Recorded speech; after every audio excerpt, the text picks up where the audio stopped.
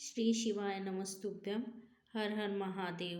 एक बुढ़िया थी जो श्री मंगल देव की अनन्य भक्त थी और उसको भगवान में बहुत आस्था थी।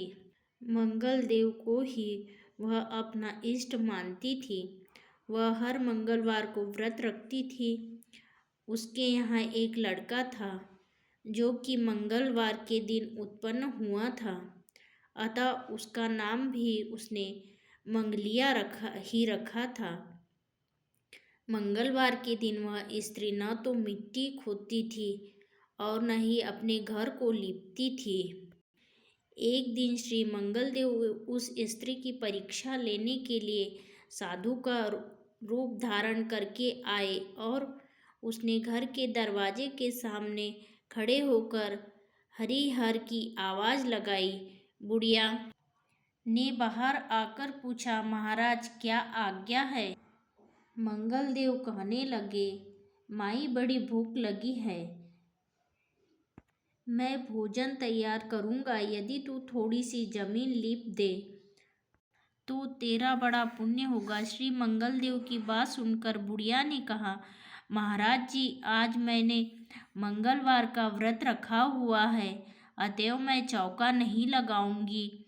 हाँ, आपकी आज्ञा हो तो जल छिड़क सकती हूँ, उस पर आप रसोई तैयार कर लीजिए। साधु वेशधारी श्री मंगल देव जी ने उत्तर दिया, माई, मैं तो गोबर से लिपे चौके पर ही रसोई बनाऊंगा। वृद्धा बोली, महाराज, जमीन लीपने के अतिरिक्त मैं आपकी हर सेवा करने के लिए तैयार हूँ। माई, जो कुछ तुझे कहूँगा तुझे करना पड़ेगा। वृद्धा ने कहा, महाराज, मैं पहले ही निवेदन कर चुकी हूँ कि मैं आज मंगलवार की व्रती हूँ, इसीलिए चौका नहीं कर सकती हूँ। श्री मंगल देव बोले, माई, तू फिर ऐसा करो, अपने लड़के को यहाँ बुलाओ, उसको औंधा लिटा, मैं उसकी पीठ पर भोजन तैयार करूँगा। श्री मंगल देव की बात सुनकर वृद्धा चुप हो गई। उसको चुप देखकर श्री मंगल देव जी बोले, तुम चुप क्यों हो? अपने वचन का ध्यान कर और बुलवा अपने लड़के को। इस पर वृद्धा ने अपने लड़के को बुलाया। जब वह आया तो उसने कहा, बेटे देखो, बाबा जी तो तुझसे क्या कहते हैं।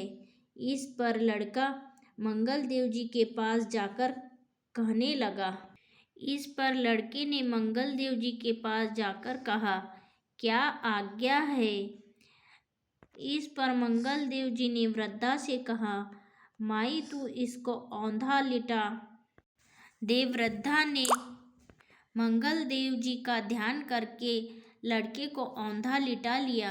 मंगल देव जी ने उसकी पीठ पर लकड़ियाँ रखकर आग जलाई और भोजन तैयार करने लगे।